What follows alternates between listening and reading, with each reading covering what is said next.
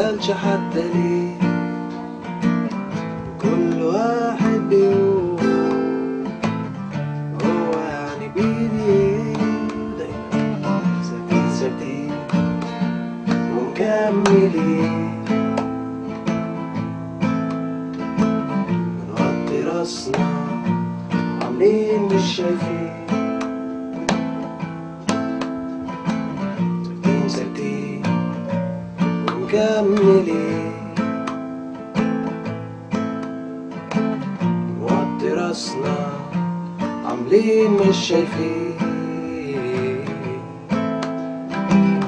The timing that Amir did it was really remarkable because he did it right before the 25th. So a lot of people saw it as a message that he was trying to deliver to the people somehow. And well, it was really risky at the time to do such a song because like if you do a song like that, it's very common that you could be taken by the authorities and they would detain you because you're trying to provoke the people against the authorities and stuff.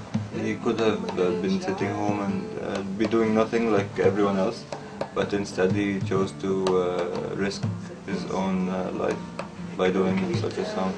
Corruption has reached its highest level. Everyone was corrupt, you know, the beggar was corrupt and the president was corrupt. Everyone. The life itself, the economic status was very bad. People lost their dignity. Everyone was miserable, everyone. But including rich people also.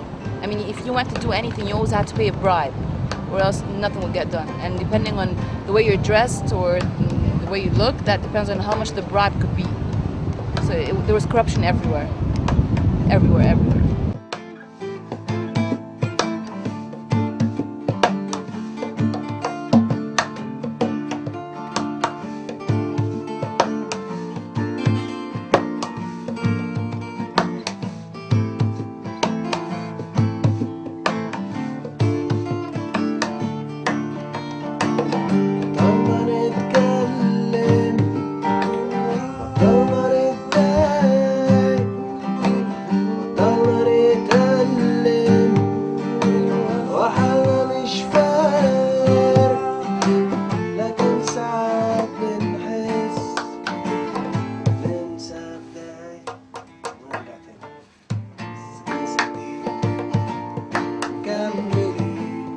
Before the revolution, any voting, it was known, it was all rigged, it was all money paid, and people would get paid like anywhere from £50 to £200 and get like a meal to go and vote for a certain candidate. So people really, they had no dignity, they had no sense of knowing what their rights are, and they were living aimlessly. There was no Egyptian dream, there was no goal.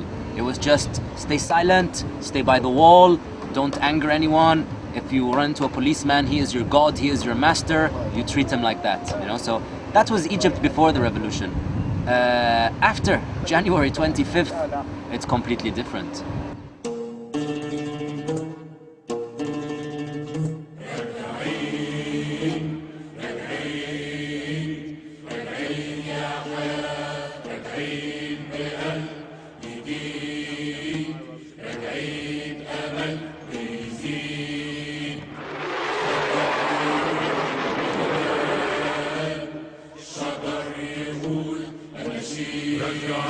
رجعين من الماضي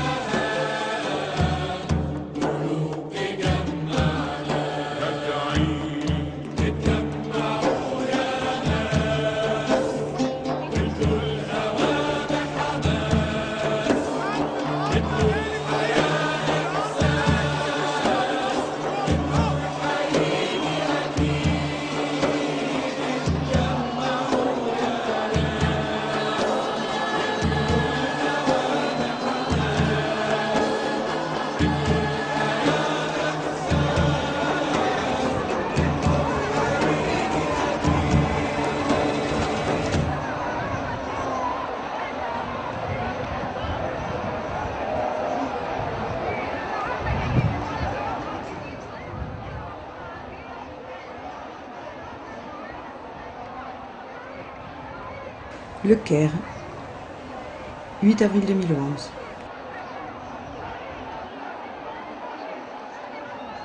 Près de 2 mois après la chute de Mubarak, les Égyptiens sont de retour sur la place Tahrir, désormais célèbre dans le monde entier.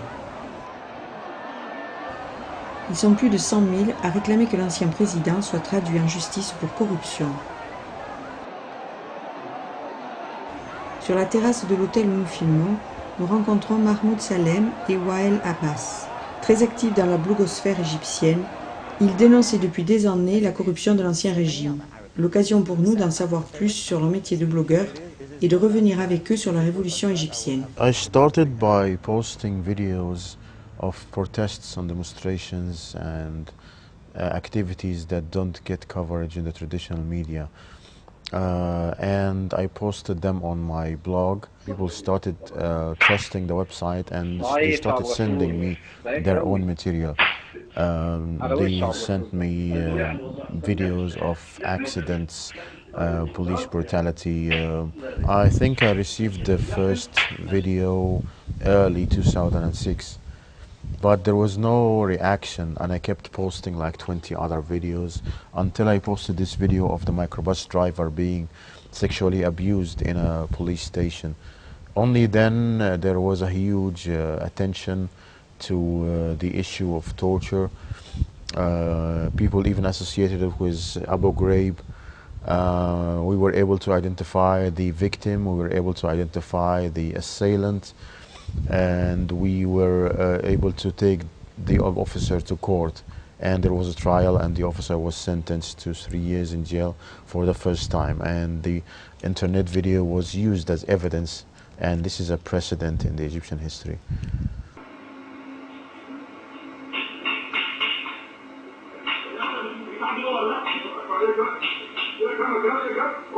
The Ministry of Interior harassing me and my family, spreading rumors about me, accusing me on TV of being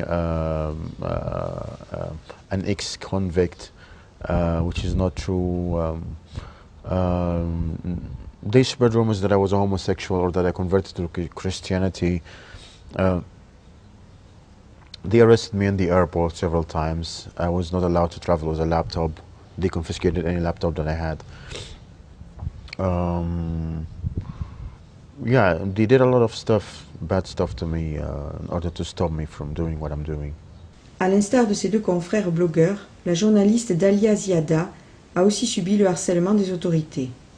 Me and the other bloggers were facing problems all the time. I myself have been very close to arrest before because of a survey I made on my blog about who Egyptians want to be the next president.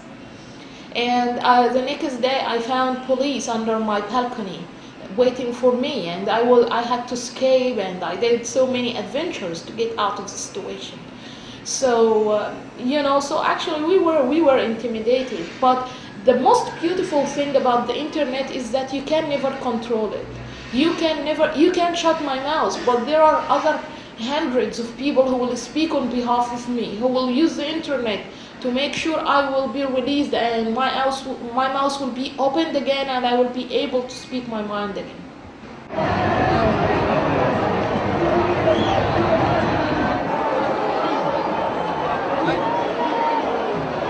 What I'm saying is that we're playing a role, definitely.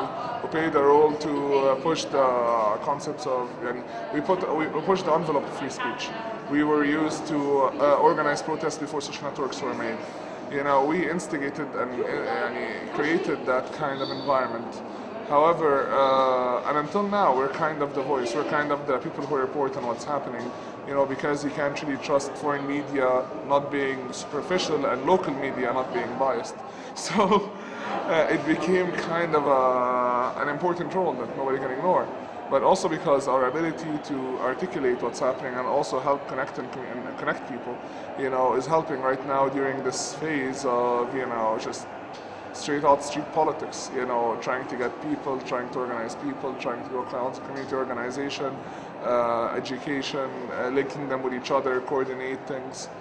You know, it's an interesting, you know, you never think writing on a website that this would be where you are 5-6 years later, but here we are. I expected things to take like 10 years until people are aware and until people are mobilized and decide to take action. I didn't expect things to happen like what happened in Tunisia. Because in Tunisia, I believe that the opposition is organized and they have syndicates and people there are more educated. Illiteracy rate is very low there, unlike here in Egypt. But I was surprised at how aware the Egyptian people are and at how many people decided to take to the streets and participate in the action in Tahrir Square, and that they did not run away scared after the police force, the central security and the state security attacked them. So it was really something back then. After the fall of Mubarak, Egyptians made a very interesting joke. You know, we are jokers actually. So they say after this, Mubarak went out to, you know, up to the sky, up to the heaven or the hell or wherever. He met with the former two presidents of Egypt, Sadat and Nasser. They asked him, what brought you here? Is it poison like Nasser? Did you get poisoned like Nasser? Is it, or is it a gunshot like Sadat? Have you got a gunshot and assassinated? He replied, no, it was Facebook. In our most recent revolution, all the people got organized on Facebook. Exchanged ideas about how to protest non-violently, how to meet, where to meet, and the maps and everything on Facebook and on the blogs. So blogging actually was the first step for people to express themselves, and then came Facebook and other things. So we can say the whole internet medium played a very important role in making our dreams for a change happen in Egypt. Twitter, Facebook, blog, autant d'outils au service de la jeunesse avide de changement. Les médias traditionnels comme la télé et la radio, inféodés au régime Mubarak, ont perdu toute crédibilité, à quelques exceptions près. Mohamed Safi, animateur vedette de la radio Nile FM, a vécu l'avant et l'après Mubarak. On Tuesday, the 25th, on the day the first protest happened, I remember the first thing I sent on Twitter in the morning, because I knew that people were going out to protest. The first thing I put on Twitter was a speech for Gandhi. You know, I'm a big fan of Gandhi. And as usual, as any Egyptian, to be absolutely honest, I thought, yes, there's a protest, but it's going to be like any other protest. The police are going to beat the living crap out of them, and they're going to arrest some, and they're going to go home, it's going to be okay. And during the day as it progressed, and given the wonders of cell phones, you know, you started getting videos on YouTube. You saw the video of that very brave man that stood in front of the tank with the water cannon. You saw lots of things that made the hair on your body stand up, and you know, you had a lumpy throat and teary eyes. And that's when on the show I started playing songs like Wind of Change, you know, like 521 by The Doors, like Seven Nation Army. And I started getting more and more pumped, and after the revolution there was no more Ministry of Information. We were under the Ministry of Information, and we had Holy Trinity: politics, religion, and sex/drugs. You could never talk about them, never, ever. It was not allowed. But since we were back on the air, all of a sudden all the restrictions that we had were gone. We had to be very relevant. So we were talking about the revolution, we were talking about people's opinions, and the listeners were shocked. They were like, wait a minute, you know, you guys usually talk about Bieber and Britney. Now we're talking about the revolution. So I think just by talking about it and getting people's opinion, people really understood the change that happened in the country. They were like, wait a minute, Nile FM, that usually talks about all the bubble top 40 stuff, is now talking about how we can change and the etiquette of voting and how to accept the other person's opinion, etc., etc. So it's been very emotional for me. It's been a very, very interesting time to be in media.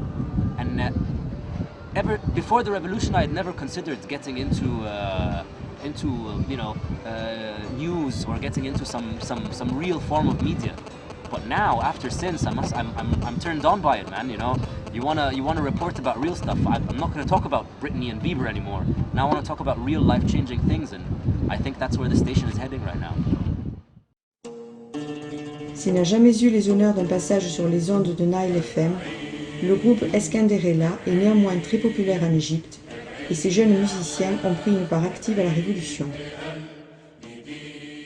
واحنا كل تاريخ الفرقة قام أصلا على الأغاني الثورية والأغاني اللي ليها علاقة أكتر بالشعوب وبإرادتهم وبالحاجات اللي هم محتاجينها، وده اللي كان بيعمله سيد درويش والشيخ إمام والشعراء اللي كانوا معاهم.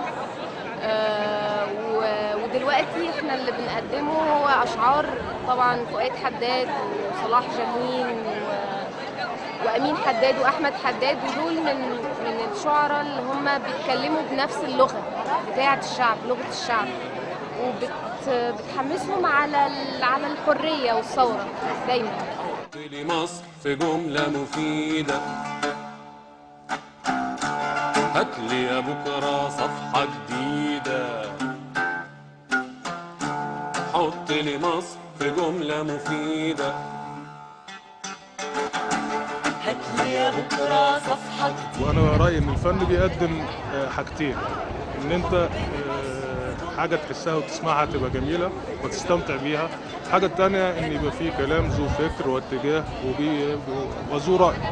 فإحنا كنا دايما بنفكر نتطلع إلى التقدم والأحسن للأمام، وربنا كرمنا بالثورة الجميلة دي، فإحنا كنا مشاركين هذه الثورة من أول يوم فيها، وكنا بنغني في التحرير بشكل شبه يومي في ميدان التحرير، وكانت أيام جميلة وعظيمة يعني. People keep telling us that now, that we were one of the very few bands that kept anticipating a revolution and pushing forward for a revolution. Amir Eid, le chanteur du groupe de rock Cairokee, est lui aussi de toutes les manifestations de la place Tahrir depuis le 25 janvier. Il a écrit les paroles de Sout al-Oreya qu'il chante avec son ami Hani Adel, fer de lance de la scène alternative égyptienne. نزلت وقلت انا مش راجع، وكتبت بدمي في كل شارع، سمعنا اللي ما كانش سامع، واتكسرت كل الموانع، سلاحنا كان احلامنا، وبكره واضح قدامنا، من زمان بنستنى، بندور مش لاقيين مكاننا، في كل شارع في بلادي صوت الحرية بينادي، في كل شارع في بلادي صوت الحرية بينادي. You don't think that you're gonna see the song, you understand? We just make this song, or Amir, when he write the lyrics, he write it because we want the people to see the real revolution and the real Tahrir Square, because the media here in Egypt was making very bad news about and very bad image about the protesters in Tahrir, and he was trying to make just some ideas to make this music together. Hawari have his lines in the guitar, Amir will have the song with acoustic guitar, and then we try to rebuild it here and record it here in one day, and then after we finish we go to Tahrir Square to shoot the video. وبطل تقول كلمة أنا، في كل شارع في بلادي صوت الحرية بينادي. Here he goes on the street after the song was in the internet 2 days or something, and then he called me and said that everybody is watching me in the street and he's looking at my face and smiling. I don't know why. What's happening? And we didn't go to search the internet. We didn't go to the internet. Maybe because I'm a little bit famous, so the people was looking at me the same way. But I said maybe because they saw me in a movie, in the movies. Sometimes I'm acting in movies, but it was a different look for me. It was very different. And Amir, it's very strange for him that the people looking at him in his street or everywhere he goes, and hi, how are you? Nice white.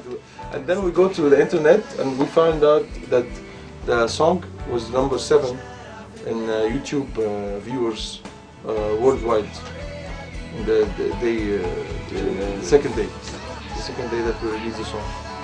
It was strange. It was 700,000 people, and this number in 2 days, it's a hit.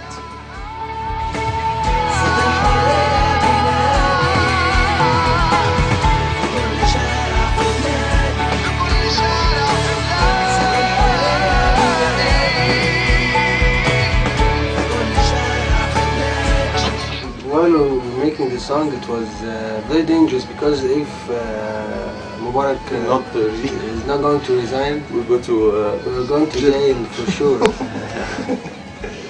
So it was like it was an adventure for us. Non seulement Annie Adel et Amir Eid n'ont pas été arrêtés, mais leur chanson a fait des émules. Des jeunes d'Alexandrie se l'approprient et tournent leurs propres clips sur leur chantier de rénovation de la ville. Des Américains étudiant en langue arabe leur rendent hommage à leur manière. Et même des candidats de la Star Academy au Liban.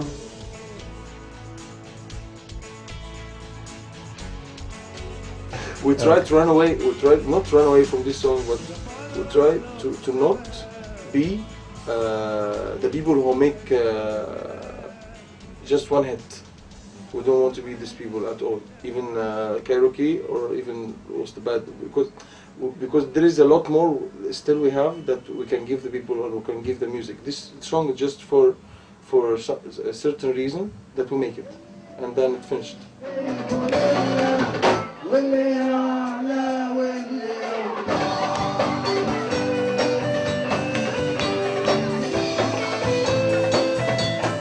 Annie Adel, Amir Eid et leur groupe continuent pourtant d'être sollicités par les médias du monde entier, tels CNN, France 24, Arte et bien d'autres.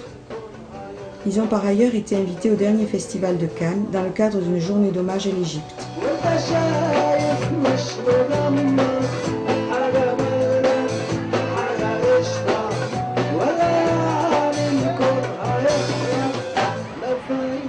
Retour place Tahrir. Au pied du célèbre immeuble Mogamma, nous rencontrons Fatallah Marous. Âgé de 75 ans, il est l'une des figures du syndicalisme égyptien. أولاً أنا من المشتغلين بالعمل العام، كنت بنتظر الثورة دي من سنة 54 على الأقل. وأنا زي ما قلت اعتقلت 3 مرات لأسباب سياسية. مرة في 54 وأنا عندي 16 سنة، المرة الثانية في 73 في قضية قلب نظام الحكم وخدت 3 سنين، والمرة الثالثة في إضراب عمال الحديد والصلب في حلوان في أغسطس سنة 89. أنا بقول ده لأن إحساسي بالثورة قائم قبل الثورة ما تيجي، وأنا وآخرين كتير من نشطاء سياسيين من زمان من الجيل بتاعي اللي هو جيل الخمسينات كنا مترقبين حدوث الثورة دي من زمان، لأن من أول سنة 2005 لغاية 2010 كان فيه 1000 إضراب واحتجاج عمالي في السنة، عندنا الإحصائيات دي في كل مصانع مصر. فالثورة ما قامتش من فراغ، مش فجأة الناس طلعت. الثورة الأولى نجحت بتنحي مبارك وعصابته، لكن الإصلاح الاجتماعي والسياسي والديمقراطي عايز ثورة أخرى بدأت من امبارح، وهي إقصاء كل فلول مبارك، محاكمة كل فلول مبارك، بناء نظام اقتصادي واجتماعي عادل، بناء الحرية الديمقراطية للشعب المصري. والثورة دي بدأت امبارح ولن تتوقف إن شاء الله. Dès la fin de notre entretien avec Fatallah Marous, les travailleurs viennent à notre rencontre et tiennent à exprimer leur colère face à la caméra. 55 شارع خاتم المرسلين. الشركة كانت قطاع عام وكانت بتنتج أكتر من 6000 جهاز في الشهر. وكان حوالي 4000 عامل. وكنا 4000 عامل وكنا مبسوطين وكنا زي الفل وكنا قطاع عام. جت الشركه اتخصخصت في عهد عبيد عاطف عبيد واتباعت للمستثمر الاجنبي، باعت له ب 18 مليون جنيه وهو اصلا مدين ب 90 مليون جنيه للشركه. يعني كان واخد اجهزه من الشركه، هو اصلا كان تاجر في شارع عبد العزيز، واخد من الشركه بتاعتنا اجهزه ب 90 مليون جنيه، وعلى اساسها جه. مش عايز يشتغل، مش عايز ينتج، هو عايز يهد الشركه. هد الشركه على 16,000 متر عشان يعملها مولات. وشرد العمال اكتر من 4,000 عامل، طلعهم ب 17,000 جنيه. هد 7 مصانع. وهد 7 مصانع. 4,000 عامل وصلنا ل 300 عامل. انا عايزه اوصل لك صوره. المستثمر ده بيلوي دراعنا دلوقتي، شال العربيات وشال العلاج وبيشيل العلاوات وعايز يرفض اللجنه الاداريه اللي بتحامي على حقوق العمال دي. ان هو منزل قرار شهر اجازه بمرتب. ايه هو المرتب؟ عباره عن ايه؟ المرتب ده تاخد الاساسي بس. اقصى واحد في الشركه مرتبه 600 جنيه. هل في بني ادم في العالم كله دخله 600 جنيه؟ ياكل بيهم ايه؟ يشرب ايه؟ يعمل ايه؟ بقاله 30 سنه علما بان ال 600 جنيه دول، ثواني يا بواد، ال 600 جنيه دول مكلف ان هو يعالج نفسه بيهم، مكلف ان هو يلبس منهم، يعالج اولاده منهم، يصرف على تعليم اولاده. النهارده حتى مجانيه التعليم اتلغى. À l'image de ces employés de télémisère, ce sont des dizaines, des centaines, voire des milliers de personnes qui se rendent quotidiennement place Tahrir dans l'espoir de faire entendre leurs droits et de faire accélérer la transition vers la démocratie.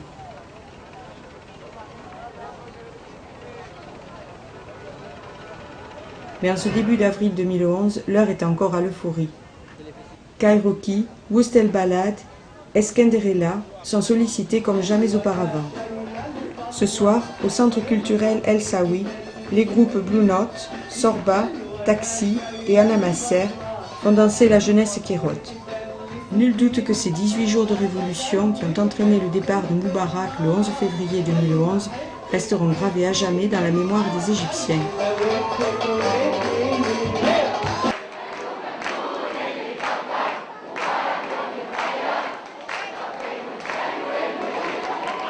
القانون اللي يخلي الشعب يخاف تملي وادينا فوقنا.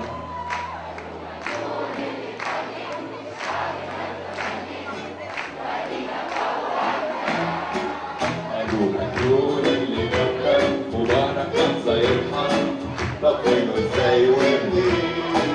القانون اللي يخلي الناس تفرح تملي الدنيا وتنسى الدين. قالوا على اللي جالنا ولاد اكيد هيكون جمالنا، قالك بص خليكم ساكتين. قالوا مجنون اللي يرجع للشعب تاني يملك ويفكك ناس متكتفين. Tahrir was going on for like around 18 days. Yes. Not only Tahrir, but in different cities in the main squares. And people, they thought they should start raising the pressure, escalating. So some of the protesters went to the TV building, and others decided to go to the palace, the presidential palace where Mubarak was supposedly staying, just to put pressure by confronting the presidential guard. That's where I was with the protest there when they announced that he left. I was ecstatic. We all went dancing back to Tahrir and smiling and chanting and having drums and music. No one thought about what will happen after. Who is he passing the power to? No one thought about the problem of having the power passed to the military council instead of a civil power. You were just happy that he left. A sense of victory. I was very happy. I was celebrating with the people on the street, and I have never seen the Egyptians happy like that. It was all over the place, everywhere. I only saw that when we win football matches, but this time it was for something serious, and I liked it. I was very happy, but I was also I was trying to tame it down. I was trying to tell my friends that this is not the end of it. Don't let anyone fool you. this is not the end of it. We shouldn't be celebrating yet. فالثورة لما جت فرحت زي ايه مصري، بس انا ازعم ان انا فرحت قد الانسان العادي 1000 مرة، لان انا كنت مترقبها من زمان. يعني هو احساس ما يتصفش ان الغضب بيتحرك في الشوارع، بس يعني حسيت ان انا موجودة على الارض بجد، وحسيت ان انا انسان. Switch the TV on, you know, Omar Suleiman, the vice president, he gave his speech. We went crazy, we started jumping up and down, and we instantly, me and a couple of friends, we have a percussion sort of group. We took our drums and we headed straight to Tahrir. And I tell you, about an hour in Tahrir, but I wasn't walking. And the amount of people that were there, you could not control where you were walking. It was sort of like you're floating, because the amount of people that were there, you were just moving uncontrollably. Tahrir was beautiful that day. Once again, like it was since the very first day, it was a true representation of all segments of society, you know? You had a bunch of Islamists holding hands and singing Islamic songs. On the other side, you had some Christians singing some nice hymns. We were there with our drums, you know, getting people pumped up. It was glorious. I heard people say, for the first time, like I said, raise your head up high, you're Egyptian. I heard people chanting, we're gonna get married, we're gonna get married. Because they thought that, you know, now that Mubarak is gone, the old system is gone, then oppressive ideas and oppressive mentalities that have prevented the youth from being able to get married or you know, get jobs. People really felt that once Mubarak stepped down, that means I'm gonna get married, I'm gonna get a job, I'm gonna get my life back. I see Omar Suleiman saying that Mubarak is resigning, and I was like, I can't believe it. I have 27 years old, and the last 27 years Mubarak was the president. I was watching Mubarak pictures and classes in the school, all schools in Egypt. So I was watching Mubarak from day one in school till and then the university. Mubarak picture is in the classes always. So it dreams when you sleep. Yeah. Yeah. So it was like it's something new. I didn't celebrate. I was sitting like this for like 10 minutes. Then I take my key and went to Tahrir Square with my friends. We were celebrating. It was really nice. Honestly, I was happy for me that it ends, that no people will die anymore, because like for me that was like a terrible thing. But I actually didn't go down to celebrate, which is really weird. Like everyone was going down in the street and stuff, but for me I didn't go down. And it may be silly of me or something, but I was thinking if like I felt like the next period is kind of, you know, it's like having the old president is having someone who is taking care of you, and now you're on your own. It's kind of a dangerous, in my own honest opinion, dangerous zone. Go to the street and I found everybody was running on the street, and I was running alone. I don't know anyone. I go to hold everybody and kiss everybody. And when I saw the army in the street, but in the beginning, of course, I saw the army and I go to them and tell them thank you for protecting us, thank you for protecting us. Then I go to the Tahrir Square, and then I decided while I'm in Tahrir Square that tomorrow we're gonna make, as Mustafa, we're gonna make a concert for free for everybody. We were singing for them in Tahrir Square before the resign to give them hope. But after the resign, when we go to sing, they give us hope.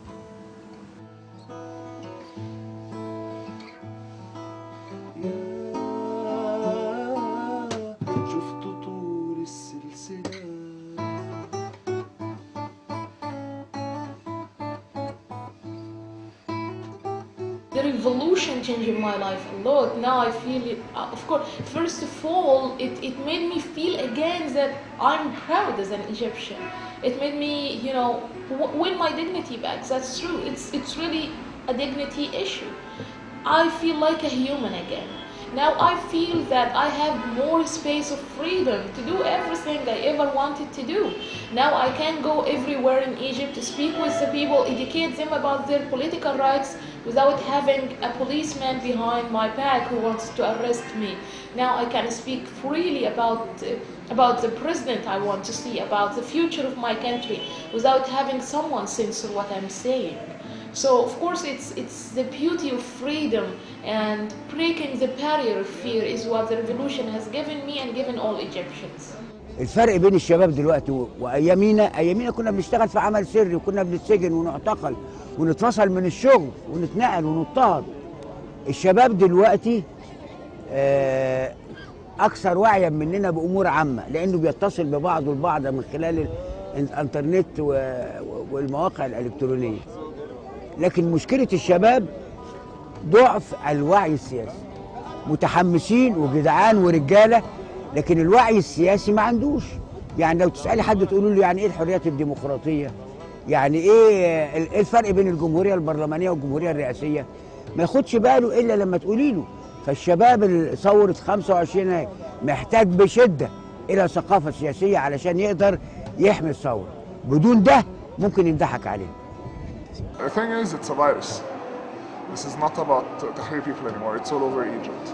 Everybody who has seen a bit of corruption or seen something that is wrong is now standing up to fix it. It's kind of like open source software. You know, millions of programmers, each one of them picking the bug in order to ensure that the program runs perfectly. And of course, during all that time, there's going to be lots of problems and lots of crashes, and people need to understand that this is necessary in order to ensure that the country runs properly.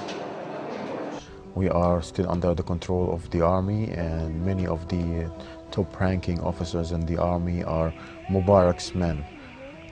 So this should stop, and we should start having a civil state, not a military state. Only then I will feel comfortable. I'm still worried, but yes, we are living very exciting days. ومع ذلك أنا متفائل لأن الشعب المصري مش هيرجع تاني. لن يدخل إلى الأمم تاني. لن يخضع للاستبداد تاني. الشعب المصري طلع للشارع ومحدش ما فيش قوة في العالم هترجعه للإرهاب والخوف والسجون والمعتقلات تاني. مش كده وبس، الشعب المصري عرف دلوقتي تأثيره على المنطقة العربية. فده عامل من عوامل اللي بتشجعه على إنه يستمر. المستقبل في صالح الشعب المصري وفي صالح الشعوب العربية. المستقبل للعدالة الاجتماعية وللحريات الديمقراطية وضد الاستبداد سواء كان في مصر أو في المنطقة العربية كلها. I want everyone, the populations around the world, to realize the power of standing up, the power of the people when they say no. And every time they see their countries doing something wrong, the governments, they have to stand up, they have to be aware. The rich countries, most of the population are just indulging in their everyday lives and not really getting involved in politics. Like if Iraq is getting bombed, they're having their burgers and watching television. But they shouldn't. They should believe in the power they have to shape the world. They should learn from what we did and have faith in changing their lives and other people's lives.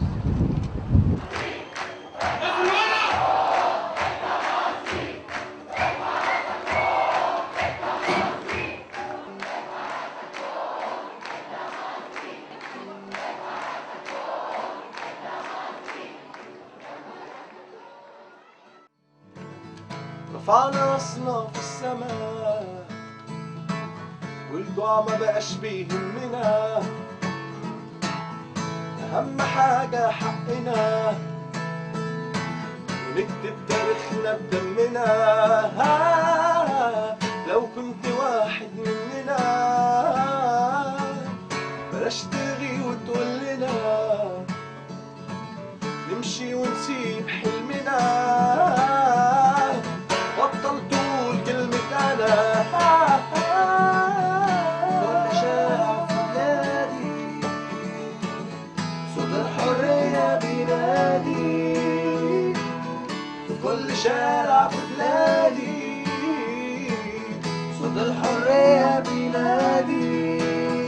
يوم. واو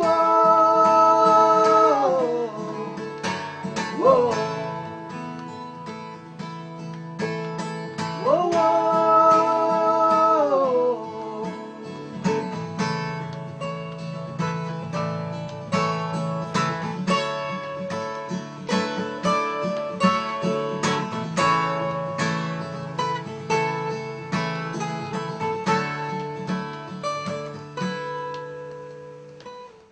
كل شارع في بلادي صوت الحرية بينادي. في كل شارع في بلادي صوت الحرية بينادي. سلاح شجاع أحلامنا صوت الحرية قدامنا. سلاح شجاع أحلامنا